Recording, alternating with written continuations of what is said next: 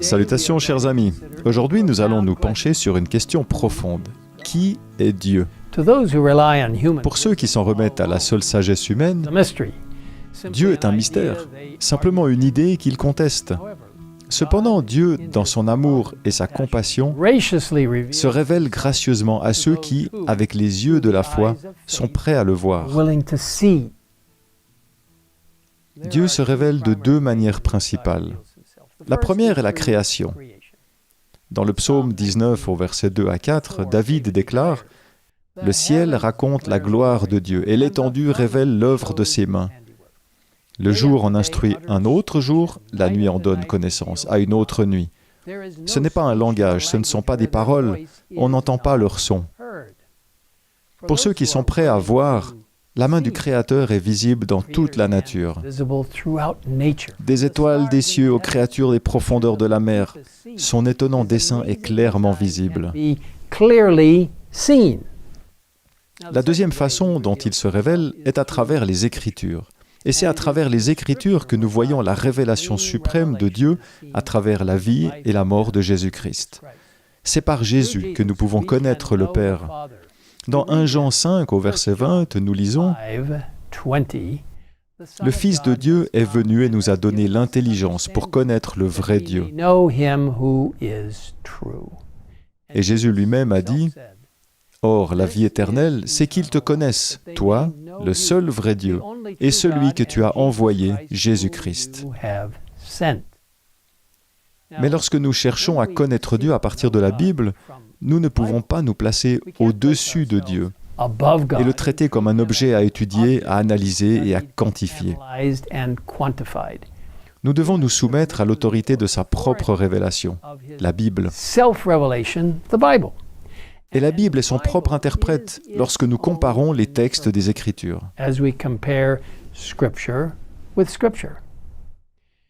La Bible révèle que Dieu existe par lui-même, car il a la vie en lui-même.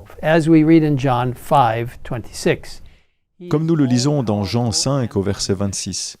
Il est tout-puissant et omniscient, connaissant la fin depuis le commencement, puisqu'il est l'alpha et l'oméga, comme nous le lisons dans Apocalypse 1 au verset 8. Dieu est omniprésent, transcendant l'espace et le temps, mais il est pleinement présent partout et à tout moment, comme l'indique le psaume 139 au verset 7 et Hébreux 4 au verset 13. Dieu est tout-puissant et rien ne lui est impossible. Il est immuable et parfait. « Je suis l'Éternel, je ne change pas », déclare-t-il dans Malachie 3 au verset 6. En tant qu'adventistes du 7e jour, nous croyons que les Écritures enseignent qu'il n'y a qu'un seul Dieu et que ce Dieu unique est composé de 3 personnes coéternelles travaillant ensemble dans l'unité. Nous adhérons pleinement à notre croyance fondamentale numéro 2 qui stipule « Il y a un seul Dieu, Père, Fils et Saint-Esprit, unité de 3 personnes coéternelles. Dieu est immortel, omnipotent, omniscient, souverain et omniprésent. Il est infini et dépasse la compréhension humaine. Cependant, il peut être connu au travers de sa révélation. Il est pour toujours digne d'être invoqué, adoré et servi par toute la création. » Examinons maintenant brièvement ce que les Écritures disent de la divinité. Dans le livre de la Genèse, nous entendons à plusieurs reprises Dieu se désigner lui-même au pluriel. Dans Genèse 1 au verset 26, Dieu déclare « Faisons l'homme à notre image ».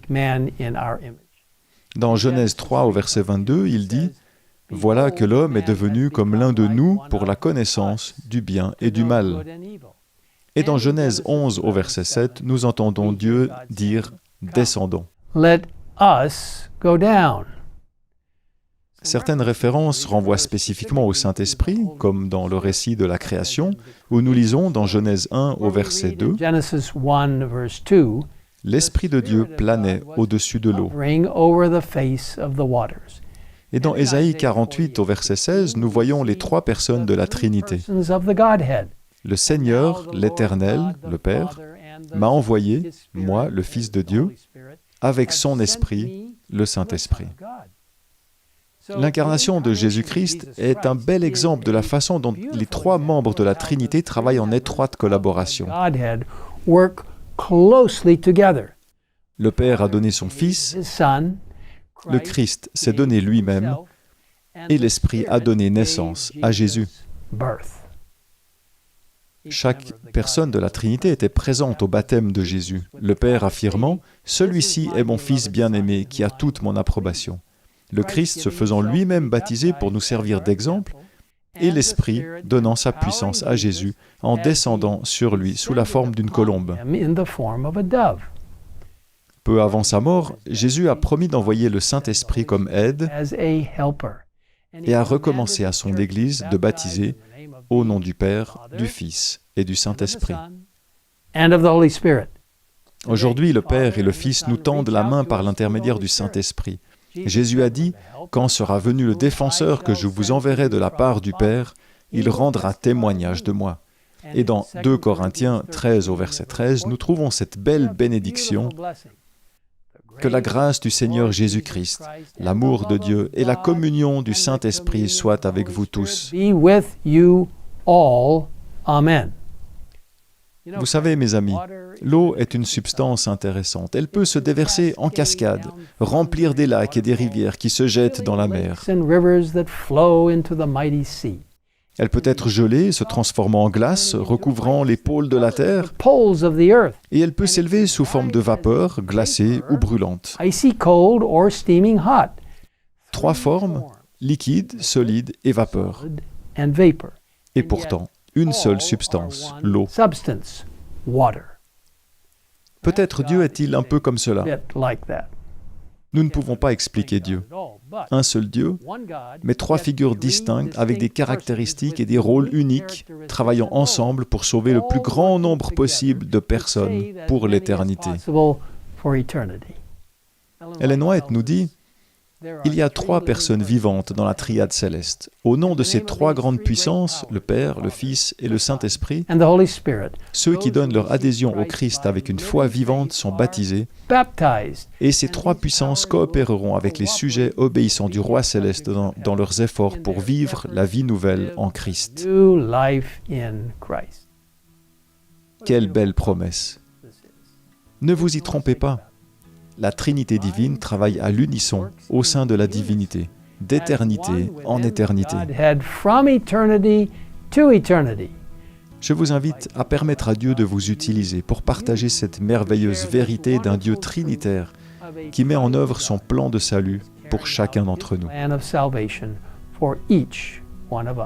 Et maintenant, prions ensemble.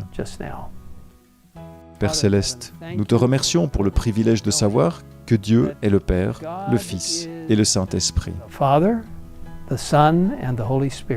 Et que ces 3 personnes travaillent ensemble, d'une manière puissante, comme une seule personne, pour nous aider dans ce processus de salut. Nous te remercions pour la merveilleuse façon dont tu nous instruis et nous aides à comprendre plus clairement les belles caractéristiques de Dieu. Nous reconnaissons que nous ne pourrons jamais comprendre pleinement toute la magnificence de Dieu. Mais tu nous as donné une direction et nous t'en sommes très reconnaissants. Merci de nous avoir écoutés. Nous te le demandons au nom de Jésus. Amen. Amen.